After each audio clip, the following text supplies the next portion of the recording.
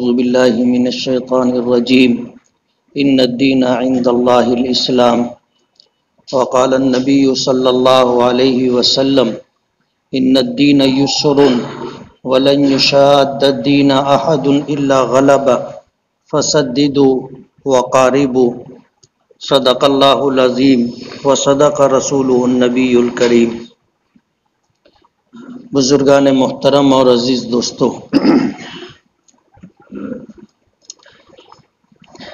آج 26 جنوری یوم جمہوریہ 2024 کا دن ہمارے ملک کی تاریخ کے اعتبار سے دیکھا جائے تو اس ملک پر جب سے دنیا بنی ہے الگ الگ لوگ حکمراں رہے۔ بہت پیچھے نہ جاتے ہوئے آپ کو یہ بتا دیں کہ ایک وقت تھا 700-800 سال تک اس ملک پر مسلمانوں کی حکمرانی تھی، اور ملک کے ایک بڑے حصے پر الگ الگ ناموں سے الگ الگ ریاستیں قائم تھی جہاں مسلم حکمراں تھے۔ انگریز تجارت کی غرض سے آ کر کے انہوں نے اس ملک کو اور ملک میں رہنے والوں کو غلام بنا لیا۔ 200 سال سے زیادہ عرصہ اس ملک نے اور ملک کے رہنے والوں نے غلامی میں گزارا۔ حضرت شاہ عبدالعزیز محدث دہلوی رحمۃ اللہ علیہ نے جب اس بات کو دیکھا کہ انگریزوں کی طرف سے یہ اعلان کیا جا چکا ہے کہ ملک بادشاہ کا حکومت ایسٹ انڈیا کمپنی کی،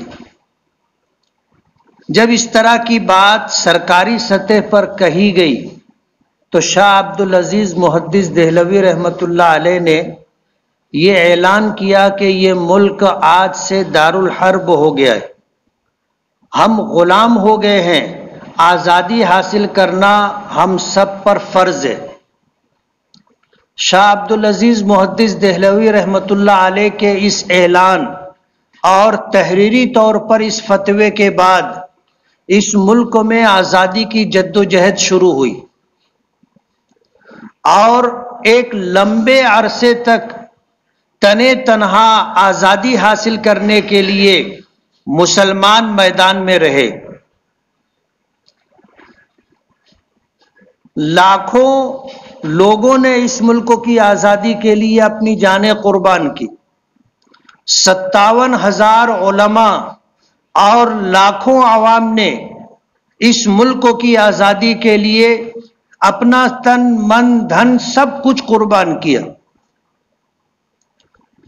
اور 100-150 سالہ تاریخ کے بعد جب اس بات کا احساس ہوا کہ ہم اس میدان میں تنے تنہا اپنے ملک کو آزادی نہیں دلا سکتے اور انگریزوں سے ہم تنہا اس جنگ کو نہیں جیت سکتے، تو برادران وطن کو ساتھ لینے کا فیصلہ کیا۔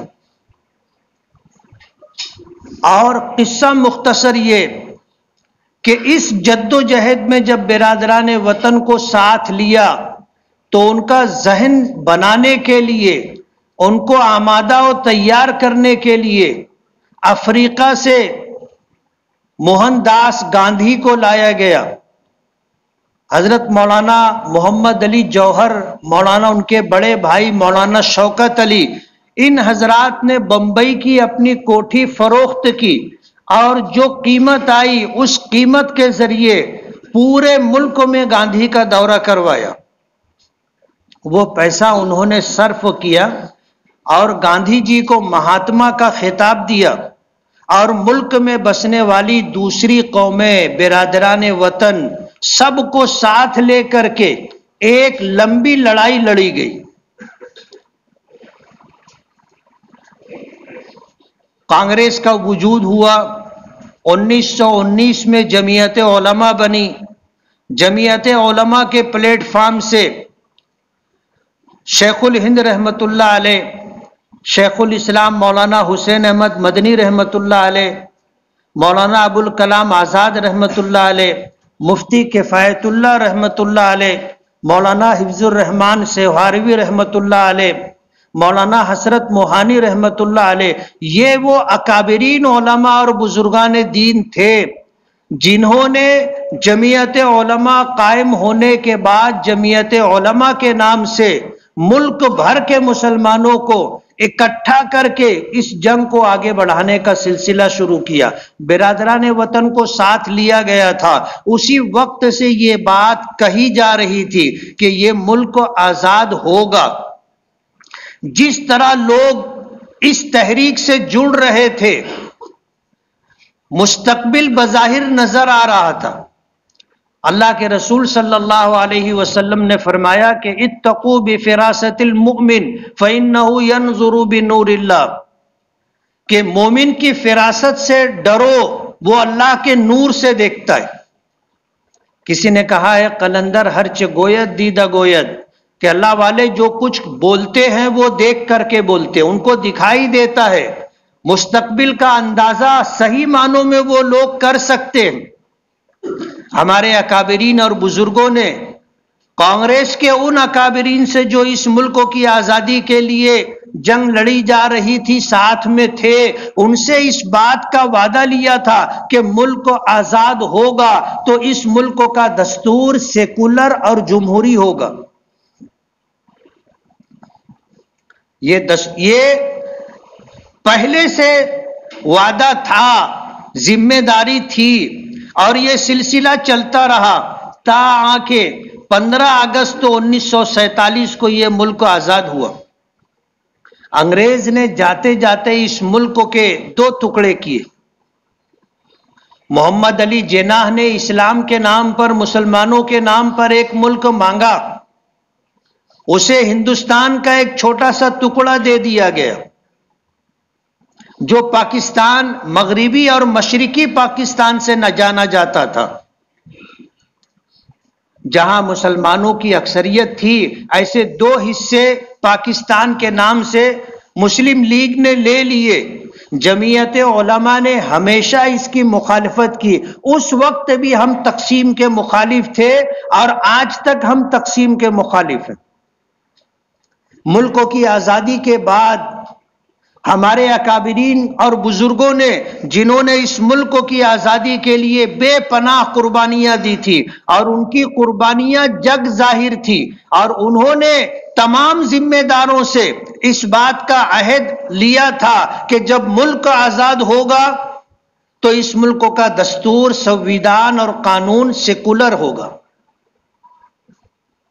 اپنی اس بات کو پوری طاقت کے ساتھ مولانا ابوالکلام آزاد، مفتی کفایت اللہ رحمۃ اللہ علیہ، شیخ الہند مولانا محمود حسن، شیخ الاسلام حضرت مولانا حسین احمد مدنی، صاحبان الہند مولانا حفظ الرحمان سہاروی، مولانا حسرت موہانی، ان حضرات نے کانگریس کے ذمہ داروں کو اس بات کا پابند کیا کہ تم نے وعدہ کیا تھا کہ ملک آزاد ہوگا تو اس ملک کا قانون سیکولر ہوگا۔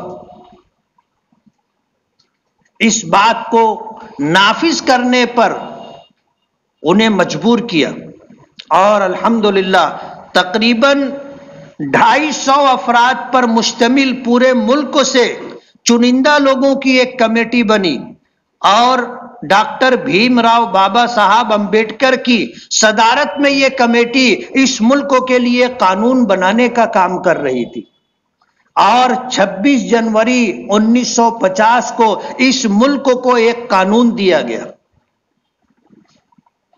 آج کا یہ دن 75واں یوم جمہوریہ ہے، جو اس ملک کی آزادی کے لیے اور آزادی کے بعد اس ملک کو ایک سیکولر دستور اور قانون دینے کے لیے یاد کیا جاتا ہے، یوم جمہوریہ کے نام سے۔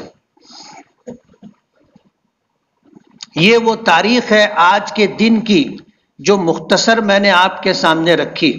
قرآن کریم کی جن آیات کی میں نے تلاوت کی ہے، ایک نظام اور ایک قانون زندگی وہ ہے جسے ہم دین و شریعت کہتے ہیں۔ انسانوں کے بنائے ہوئے قانون اور اللہ کے دیے ہوئے قانون میں زمین و آسمان کا فرق ہے۔ اس ملک کو آج سے 75 سال پہلے ایک قانون دیا گیا تھا، اور یہ قانون جمہوری اور سیکولر تھا، غیر مذہبی تھا، اور اس ملک میں اس کی مختلف دفعات کے تحت اس ملک میں رہنے والی قوموں کو اس بات کا اختیار دیا گیا ہے کہ جو جس مذہب کو مانتا ہو اس مذہب کے مطابق زندگی گزارنے میں آزاد ہے۔ ہماری تو شریعت کا حکم ہے لا اکراہ فی الدین، دین کے معاملے میں کوئی زور زبردستی نہیں ہے، یہ آدمی کا اپنا ذاتی فیصلہ ہے کہ وہ کس مذہب کو مان کر اپنی زندگی گزارنا چاہتا ہے، اور ہماری شریعت میں کسی کو زور زبردستی مذہب میں داخل نہیں کیا جا سکتا۔ لا اکراہ فی الدین، دین کے بارے میں کوئی زور زبردستی نہیں۔ سیکولر قانون میں یہ بات رکھی گئی، ہر ایک کو کسی بھی مذہب کا ماننے والا ہو اپنے مذہب کے مطابق زندگی گزارنے کی آزادی ہے، وہ اپنے مذہب کی تبلیغ کر سکتا ہے، وہ اپنے مذہب کی تعلیم کے لیے ادارے قائم کر سکتا ہے، اور وہ اپنے مذہب کو لے کر کے زندگی کے تمام شعبوں میں آزادی کے ساتھ جی سکتا ہے۔ یہ وہ دفعات ہیں جس کے پیش نظر آج ہندوستان کے اندر ہر ہندوستانی، چاہے وہ ہندو ہو، چاہے مسلمان ہو، چاہے سکھ ہو، چاہے عیسائی ہو، چاہے پارسی ہو، چاہے کسی مذہب کا نہ ماننے والا ہو، وہ آزادی کے ساتھ زندگی گزار سکتا ہے۔ کسی کے اوپر کوئی مذہب لادا نہیں جائے گا، کوئی مذہب تھوپا نہیں جائے گا، اور کسی کو کوئی مذہب قبول کرنے کے لیے مجبور نہیں کیا جائے گا۔ ہم ان اکابرین اور بزرگوں کی فراست کو سلام کرتے۔ آج ہم جتنی آزادی کے ساتھ مسجدیں بنا لیتے ہیں، مدرسے قائم کر لیتے ہیں، اور اپنے مذہب کی تبلیغ کر لیتے ہیں، اپنے مذہب کی تعلیم کے لیے مکاتب دینیہ قائم کر لیتے ہیں، اپنے مذہب کی اعلیٰ اور مکمل تعلیم کے لیے مدارس دینیہ قائم کر لیتے ہیں، یہ اسی قانون اور سنویدھان کی دین ہے۔ لیکن یہ انسانوں کا بنایا ہوا قانون ہے۔ یہی وجہ ہے کہ قانون بننے کے بعد اب تک 54 مرتبہ اس میں ترمیم کی جا چکی ہے۔ وجہ اس کی یہ ہے کہ جو قانون بنانے والے لوگ تھے وہ انسان تھے، اور انسان قانون بناتا ہے اپنے ماضی کو دیکھ کر، حال کو دیکھ کر، مستقبل کے تعلق سے وہ اندازہ کر سکتا ہے کہ حالات کیا ہو سکتے۔ وہ یقین کے ساتھ نہیں کہہ سکتا کہ کل کیا ہوگا۔ جو قانون بنا ہے، جس وقت بنایا گیا تھا اس وقت حالات کے اعتبار سے قانون اپنی جگہ برابر تھا، لیکن جیسے جیسے زمانہ گزرتا گیا حالات بدلتے گئے، اور حالات بدلنے پر جو قانون کل اچھا لگتا تھا آج وہ قانون تکلیف دہ ہو گیا، اور اس قانون میں 54 مرتبہ ترمیم کی جا چکی۔ وجہ اس کی یہ ہے کہ یہ انسانوں کا بنایا ہوا قانون تھا، اور انسانوں کا بنایا ہوا قانون مستقبل کے بارے میں صحیح فیصلہ، صحیح رائے، صحیح اندازہ نہیں قائم کیا جا سکتا۔ مجبوری تھی بدلنا پڑا، لیکن قانون الہی بنانے والا اللہ رب العزت، اللہ نے جو نظام ہمیں دیا ہے قرآن کی شکل میں، جو دین ہمیں ملا ہے اسلام کی شکل میں، یہ قیامت تک کے لیے۔ وجہ اس کی یہ ہے کہ یہ قانون اللہ نے بنایا ہے، اور اللہ ماضی کا بھی علم رکھتا ہے، حال کا بھی علم رکھتا ہے، اور قیامت تک کے حالات اللہ کے علم میں۔ اس نے انسانوں کو پیدا کیا ہے، انسانوں کے حالات سے پوری طرح واقف ہے، تو اللہ علیم و خبیر ہے۔ نہ حالات اس کے علم سے باہر ہیں اور نہ انسانوں میں آنے والی تبدیلیاں اس کے علم سے باہر ہیں. سب کچھ اللہ جانتا ہے. ما کانا ما یکونو کا علم، کہ جو تھا اس کا بھی علم اللہ کو ہے، جو ہے اس کا بھی علم اللہ کو ہے، اور جو ہوگا اس کا علم بھی اللہ کو ہے. یہی وجہ ہے کہ 1400 سال 1450 سال گزر جانے کے بعد بھی شریعت کے احکام جیسے تھے من و عن ویسے ہی ہے، اس میں بال برابر تبدیلی نہیں آئی. قرآن کی ایک آیت بھی بدلی نہیں گئی. 1450 سال پہلے جناب رسول اللہ صلی اللہ علیہ وسلم نے اللہ پاک کی طرف سے جو دین ہمیں دیا، مکمل دین عطا کیا، کہیں اس میں کوئی فرق نہیں آیا. شریعت ترمیم قبول نہیں کرتی، ناقابل ترمیم ہے، اس میں کوئی تبدیلی نہیں کی جائے گی. انسانوں کے بنائے ہوئے قانون بدلتے رہتے. آج اس ملک میں جو ماحول ہے اور جس طرح اس ملک میں مسلمانوں کو نشانہ بنایا جا رہا ہے اور قانون کی خلاف ورزی کرتے ہوئے اس ملک میں جس طرح کام کاج کیے جا رہے ہیں، حکومت کا اپنا کوئی مذہب نہیں ہے، یہ قانون کہتا ہے، لیکن برسر اقتدار جو حکومت ہے وہ ایک مذہب کو تھوپنے کے لیے، لادنے کے لیے ہر حربہ استعمال کر رہی.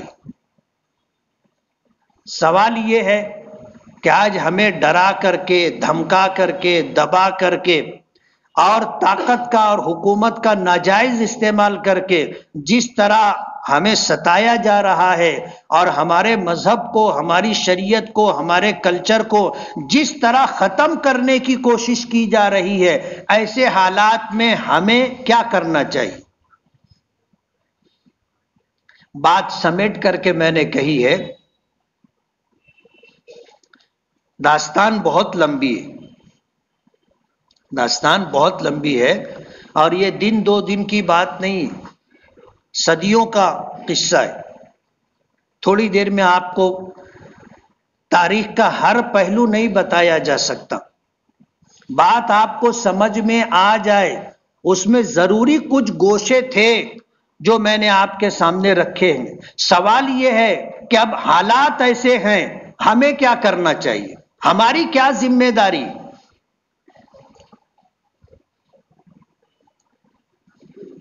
علامہ اقبال نے ایسے ہی حالات دیکھ کر کے ایک رائے دی تھی کہ زمانہ مانگ رہا ہے دعا ترقی کی، مگر تجھے تیرا عہد کہن ہی راسائی. ایسے حالات کے اندر ہماری شریعت ہمیں جو بتاتی ہے، شریعت پر نظر رکھنے والوں نے ہمیں جو راستہ بتایا ہے، ظاہر بات ہے ہمیں اسی شریعت کو سامنے رکھ کر کے اور شریعت کے قوانین کے مطابق ان حالات میں اپنی ذمہ داریوں کو محسوس کر کے جو راستہ اپنانا ہے، وہی ہمارے لیے انشاءاللہ نجات کا باعث ہوگا. ہم مایوس نہیں ہیں. اس سے زیادہ برے حالات آئے. ایک وقت تھا انگریزوں نے جب اس بات کو دیکھا کہ یہ ملک مسلمانوں سے ہم نے چھینا ہے، الگ الگ علاقوں پر مسلمانوں کی حکومتیں تھی اور الگ الگ مذہب کے ماننے والے ہندو راجاؤں کی حکومت تھی، ہم نے ان سے چھینا ہے. بڑا طبقہ، بڑا حصہ مسلمانوں کے پاس تھا اور سب سے زیادہ جد و جہد انہوں نے کی ہے. ہم نے جب ان سے یہ ملک کو چھینا ہے تو اس ملک کی آزادی کے لیے، اس ملک کو غلامی سے نکالنے کے لیے سب سے زیادہ وہی پیش رہیں گے، اور تاریخ اس بات کی گواہ ہے. سب سے پہلے اور سب سے زیادہ قربانی ہم نے دی ہے.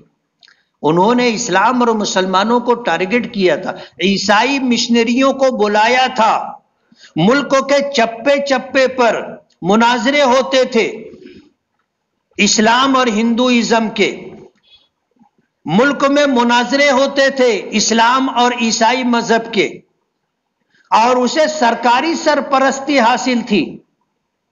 یہ سب کچھ ہو رہا تھا طاقت کے بلبوتے پر، مال و دولت کے بلبوتے پر، اور سرکاری سرپرستی میں یہ سب کچھ ہو رہا تھا۔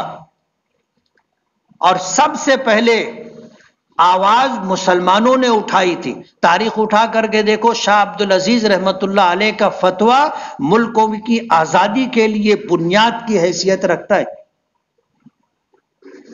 ورنہ لوگ انگریز حکومت کی نوکری چاکری کرتے تھے، بڑے بڑے لوگ خبری بن کر کے کام کرتے تھے، حکومت سے مراعات حاصل کرتے تھے۔ ہمارے اکابرین اور بزرگوں نے کبھی حکومت کی نہ چاپلوسی کی، نہ نوکری چاکری کی، اور نہ کبھی خبری بن کر کے زندگی گزاری۔ اپنی ایک الگ شناخت رکھی، جو تاریخ میں ہے وہ ہے، اسے مٹایا نہیں جا سکتا، بدلا نہیں جا سکتا۔ ہمیں 1400 سال پیچھے جانا ہوگا۔ سرکار دو عالم صلی اللہ علیہ وسلم اور آپ کے ماننے والوں نے جن نامساعد سخت حالات کے اندر کیا ہے وہی ہمیں کرنا ہوگا۔ حالات آئے، حضرت بلال کے پیروں میں بیڑیاں ڈال کر کے گرم تپتی ہوئی ریت پر ڈال دیا جاتا تھا، سینے پر بھاری پتھر رکھ دیا جاتا تھا، اور کہا جاتا تھا کہ محمد کا دین چھوڑ دو، تو وہ کہتے تھے احد احد احد، کہ بس اللہ ایک ہے۔ شرک کی طرف واپسی نہیں کی۔ حالات بگڑے، لوگوں نے ان کا گھر چھین لیا، مال و دولت چھین لیا، سب کچھ چھین لیا، کپڑے تک اتروا دیے، اس طرح گھر سے نکالا، شہر سے نکالا، قبول کیا، لیکن اسلام نہیں چھوڑا۔ حضرت صہیب رومی روم کے رہنے والے تھے، مکہ آئے، اسلام قبول کیا اور کوشش کرتے رہے، اللہ نے نواز دیا۔ جب ہجرت کر کے مکے سے مدینہ جانے لگے تو مکے کے لوگوں نے راستہ روکا، جا نہیں سکتے، کہا مجھے جانا ہے۔ کہا جب مکہ آئے تھے تو خالی ہاتھ تھے، کچھ نہیں تھا، جو کمایا ہے یہاں کمایا ہے، سب چھوڑ دو، چلے جاؤ۔ صہیب رومی نے اپنا گھر، اپنے پاس جو کچھ تھا سب، اور یہ بھی بتا دیا کہ میں نے کہاں درہم و دینار دفن کیے ہیں، گھر کے کس گوشے میں میرا کمایا ہوا مال دفن ہے، سب بتا دیا، چھوڑ کر کے چلے گئے، خالی ہاتھ مکے سے مدینہ گئے۔ نبی کریم صلی اللہ علیہ وسلم نے استقبال کیا، مبارکباد دی کہ صہیب تم نے جو تجارت کی ہے، اس تجارت میں تم نے نفع کمایا ہے، تم کامیاب ہو گئے۔ میں ایک ایک نام لے رہا ہوں، ایسے ہزاروں لوگ ہیں جنہوں نے ہر طرح کی قربانی دی۔ حضرت سمیہ رضی اللہ تعالی عنہا جان کی قربانی دی، ان کے شوہر یاسر نے جان کی قربانی دی، ان کے بیٹے عمار نے آخر وقت تک نبی کریم صلی اللہ علیہ وسلم کا ساتھ نبھایا۔ ہزاروں کی تعداد میں بے دست و پا تھے، کچھ نہیں تھا۔ مکے کی 13 سالہ زندگی صرف برداشت کرنے کا حکم تھا، صبر کرنے کی تاکید کی گئی تھی۔ رسول اللہ صلی اللہ علیہ وسلم جب ان مظلوموں کے پاس سے گزرتے تھے تو صبر کرنے کی تلقین کرتے تھے، اور اللہ کی طرف سے اچھا بدلہ، جنت ملنے کی بشارت دیا کرتے تھے۔ وہ اپنے دین سے ہٹے نہیں، اپنے مذہب کو چھوڑا نہیں۔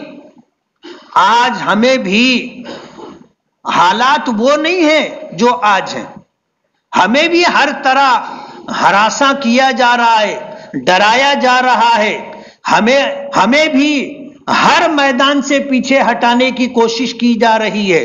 اور جب سے دیش آزاد ہوا ہے اس وقت سے لے کر کے آج تک، آج جو کچھ ہو رہا ہے، فرقہ پرست طاقتیں جس انداز میں پورے ملک میں موب لنچنگ کہو، لو جہاد کہو، 3 طلاق کہو، اور ایسے ایسے قانون بنا کر آنے والے دنوں میں جس طرح ہمیں بتایا جا رہا ہے CNN کے نام پر، یا اسی طرح جو ہے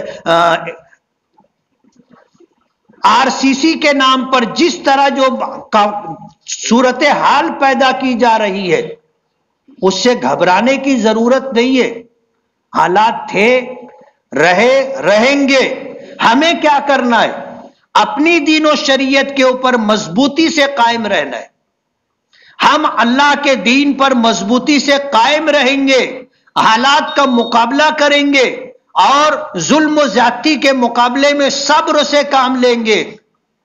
اللہ کی مدد ہمارے ساتھ ہوگی. ان اللہ مع الصابرین، اللہ صبر کرنے والوں کے ساتھ. حالات رہیں گے، ہمیں مایوسی نہیں ہے، اور ہم اللہ کے لیے، اللہ کے دین کے لیے جان دینا، ہم کبھی اس سے پیچھے نہیں رہے. ہماری تاریخ رہی ہے، ہماری تاریخ رہی ہے. جہاد کہو ہماری تاریخ رہی ہے، صبر و برداشت کہو ہماری تاریخ رہی ہے. ہم اگر اللہ کے راستے میں کام آ گئے تو ہم شہید ہوتے، اور اللہ کے راستے میں مقابلہ کرتے ہوئے، برداشت کرتے ہوئے اگر زندگی ہم نے پالی تو ہم غازی رہتے. ہم کبھی حالات سے سمجھوتا نہیں کرتے. اللہ کے دین و شریعت پر ہر حال میں ہمیں قائم رہنا ہے. اپنی شناخت تو باقی رکھنا ہے، اپنی شناخت تو باقی رکھنا ہے، اور اپنی شناخت، اپنے تشخص کو باقی رکھتے ہوئے دن ہمیں گزارنے اور فخر کرنا ہے اپنے مسلمان ہونے پر. یاد رہے گا، فخر کرنا ہے اپنے مسلمان ہونے پر. اللہ کا شکر ادا کرنا ہے کہ آپ نے ہمیں ایمان کی دولت دی ہے، آپ نے ہمیں زندگی گزارنے کے لیے قانون شریعت عطا کی ہے اسلام کے نام پر. ہم اللہ کے شکر گزار ہیں. ہم تہذیب کے نام پر، ہم ترقی کے نام پر کسی کی غلامی کا پٹا اپنے گلے میں نہیں ڈال سکتے. ہمارے لیے اللہ اس کے رسول کی غلامی کافی ہے. ہماری عزت اللہ اس کے رسول کی غلامی میں ہے، ہماری ترقی اللہ اس کے رسول کی غلامی میں ہے. اسباب کے درجے میں ہم تعلیم کے میدان میں پیچھے نہ رہیں، تعلیم حاصل کریں، اپنا دستوری حق حاصل کرنے کے لیے جد و جہد اور کوشش کریں. ملک میں جو قانون بنا ہے وہ قانون اسی لیے ہمارے اکابرین اور بزرگوں نے بنایا ہے کہ اس قانون کی بنیاد پر ہم اپنا حق حاصل کر سکیں. سبب کے درجے میں ہم پیچھے نہ ہٹیں، لیکن اپنی شریعت میں کوئی کمپرمائز، کوئی مصالحت نہیں. آج لوگ کہتے ہیں کہ شریعت یا قانون. لوگ سوال کرتے، ہم مسلمانوں سے ہی سوال ہوتا ہے کہ شریعت یا قانون، یعنی ایک طرف ملک کا قانون ہے، ایک طرف تمہاری شریعت ہے، تم کس کو مانتے ہو؟ انہیں پتہ نہیں کہ ہم اپنی شریعت پر عمل قانون کے دیے ہوئے حق کی بنیاد پر کرتے. ہمارے پاس اس کمیٹی کا بنایا ہوا قانون جسے بابا صاحب امبیڈکر نے ان کی سرکردگی میں بنایا گیا تھا، اس قانون میں ہمیں یہ حق دیا گیا ہے کہ ہم اپنی شریعت پر عمل کرنے میں آزاد ہیں. تم شریعت کو اس سے باہر مت کرو. اور یہ سوال صرف مسلمانوں سے اور ہم سے کیا جاتا ہے. آج جو برسر اقتدار طبقہ ہے ان سے کیوں نہیں پوچھتے؟ ان سے کیوں نہیں سوال کیا جاتا کہ سناتن دھرم اور قانون؟ آپ ان سے بھی تو پوچھو. اگر یہ سوال تم ہم سے کرتے ہو تو یہ سوال ان سے بھی کرو نا. لیکن یہ سوال صرف ہم سے کیا جاتا ہے. وجہ اس کی یہ ہے کہ ہم جان دے سکتے ہیں، اپنا مذہب نہیں چھوڑ سکتے. ہم زندگی کی آخری سانس تک اپنے مذہب پر ڈٹے رہتے ہیں، اور ہم یہ چاہتے ہیں کہ آج اللہ نے ہمیں ایمان دیا ہے، ہم دنیا سے جائیں تو اسی ایمان کے ساتھ جائیں. یہ تو ہماری دعا ہے، ہمارا خاتمہ ہو تو ایمان پر خاتمہ. تو شریعت میں ترمیم نہیں ہوگی. انسانوں کے بنائے ہوئے قانون میں ترمیم ہوتی رہی ہے اور ہوتی رہے گی.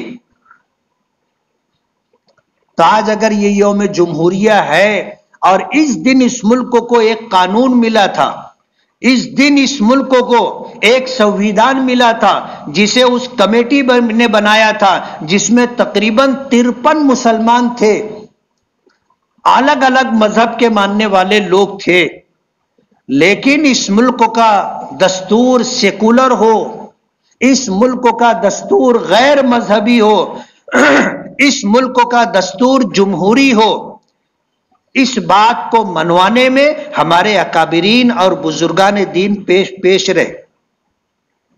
آپ نام یاد رکھیے، ان 53 لوگوں کے نام آپ تاریخ میں ڈھونڈو گے مل جائیں گے، لیکن نمایاں نام مفتی کفایت اللہ رحمت اللہ علیہ، نمایاں نام مولانا ابوالکلام آزاد رحمت اللہ علیہ، نمایاں نام مولانا حفظ الرحمان سوہاروی رحمت اللہ علیہ، نمایاں نام مولانا حسرت موہانی رحمت اللہ علیہ۔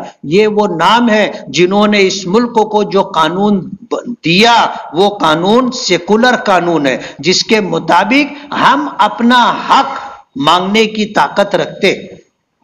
یہی قانون ہماری طاقت ہے، اور اسی قانون کی وجہ سے ہم مسجد بنا لیتے ہیں، اسی قانون کی وجہ سے مدرسے بنا لیتے ہیں، اسی قانون کی وجہ سے ہماری اوقاف کی جائیدادیں بچیں گی، ہمارے قبرستان ہیں، ہماری خانقاہیں ہیں، ہماری مسجدیں ہیں، ہمارے مدرسے ہیں۔ اسلام کے نام پر جن لوگوں نے وقف کیا ہے کہ اسلام کو سربلندی اور عزت ملے، اس کے یہ حق ہمیں سنویدھان اور دستور نے دیا ہے۔ اس لیے مایوس ہونے کی ضرورت نہیں ہے۔ اس ملک کا جو قانون ہے، اس قانون نے ہمیں یہ حق دیا ہے، یہ اختیار دیا ہے، یہ ادھیکار دیا ہے کہ ہم شان کے ساتھ کہہ سکتے ہیں کہ ہم مسلمان ہیں، اور اپنے مسلمان ہونے پر ہم فخر کر سکتے ہیں۔ ہم مائک سے اذان دیتے ہیں الحمدللہ، ہم بڑے بڑے ادارے دارالعلوم دیوبند ہے، دارالعلوم ندوۃ العلماء ہے، مظاہر علوم سہارنپور ہے، دارالعلوم شاہی مراد آباد ہے۔ ملک کے علاقوں میں الگ الگ حصوں میں ہمارے لیے بڑی بڑی درسگاہیں ہیں، اور یہ حق ہمیں قانون نے دیا ہے۔ ہم قرآن کی تعلیم دے سکتے ہیں، یہ حق ہمیں قانون نے دیا ہے۔ اپنے بچوں کو مکتب میں قرآن پاک کی تعلیم دے سکتے ہیں، یہ حق ہمیں قانون نے دیا ہے۔ ہم باجماعت نماز پڑھ سکتے ہیں، ہم عیدگاہ بنا سکتے ہیں، یہ قانون یہ حق ہمیں قانون نے دیا ہے۔ اس لیے ہم مایوس نہیں ہیں، لیکن حالات ہیں، اور ان حالات کا مقابلہ کرنے کے لیے ہمیں اپنی شریعت پر، اپنے دین پر قائم رہنا ہوگا، اور اسی کو اپنا شعار بنانا ہوگا۔ تہذیب کے نام پر، ترقی کے نام پر ہم کسی دوسرے کی پیروی اور اتباع نہیں کر سکتے۔ اپنی شناخت باقی رکھنا، بحیثیت مسلمان اپنا تعارف کرانا، اور مسلمان ہونے پر فخر کرنا، یہ ہمیں اختیار کرنا ہوگا۔ اگر ہم نے پیچھے ہٹنے کی راہ اختیار کی، ہم نے کمپرمائز کرنا شروع کر دیا، لوگ کہتے ہیں قرآن پاک کی اتنی آیتیں نکال دو، ہم نے مان لیا، کل کہیں گے تم 5 وقت کی نماز پڑھتے ہو، 3 ہی وقت کی نماز پڑھو، فجر اور عشاء کی نماز بند کرو۔ اگر ہم اس طرح ماننا شروع کر دیں گے، ہماری شریعت ختم ہو جائے گی، ہماری شناخت ختم ہو جائے گی، ہماری پہچان ختم ہو جائے گی۔ ہم اپنی شریعت کے بارے میں 1% بھی پیچھے ہٹنے کے لیے، بال برابر بھی پیچھے ہٹنے کے لیے تیار نہیں ہیں، اور یہ حق ہے ہمارا، اور یہ حق ہمیں قانون نے دیا ہے۔ کوئی اگر ہم سے پوچھے کہ شریعت یا قانون، تو ہم کہیں گے کہ قانون میں ہی یہ حق ہمیں ملا ہے کہ ہم اپنی شریعت پر عمل کریں گے۔ وآخر دعوانا ان الحمدللہ رب العالمین۔ ایک اعلان تھا کہ 5 جنوری 2024 کو دارالعلوم محمدیہ کا ٹوٹل چندہ 1,02,663 روپے ہوا تھا الحمدللہ۔ آئندہ ہفتہ 2 فروری کو جامعۃ الصالحات کا چندہ رہے گا انشاءاللہ۔ اس لیے وہی ساری اپیل، وہی ساری باتیں جو پیچھے کہی گئی ہے، آج اپنی دین، اپنی شریعت کو باقی رکھنے کے لیے، اس کا علم حاصل کرنا، اپنے بچوں کو قرآن و حدیث کا علم دینا ضروری ہے۔ اگر ہمارے پاس علم نہیں رہے گا تو ہم عمل کیسے کریں گے؟ اس لیے مدارس دینیہ کو باقی رکھنے کے لیے